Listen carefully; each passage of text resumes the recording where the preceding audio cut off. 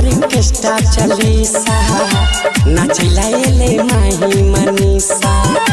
सुनो यो ऑर्केस्ट्रा चलीसा नाचैला एले माही मनीषा।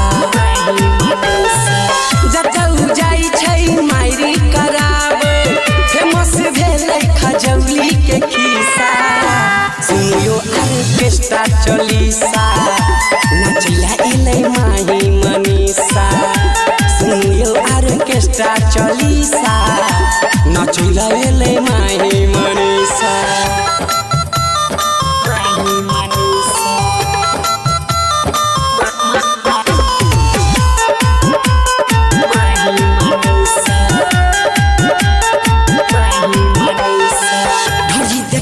छौरी फेमस हो भेल सब छौरा के मन पगलेलै। ढोरी देखा का छौरी फेमस हो भेल सब छौरा के मन पगलेलै। एकरे चक्कर में कते गेलै हो रांची दुनू के जोड़ी लागै पल्सर अपाची। एगो नाचै उत्तर एगो दक्षिण दिशा। सुनो यो ऑर्केस्ट्रा चलीसा एले एले यो माही मनीषा।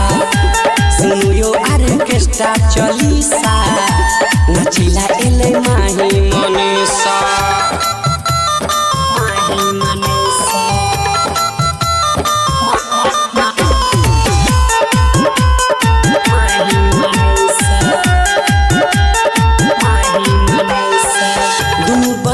के धलै छै सन सन जखने नाम सुनै जिला मधुबनी।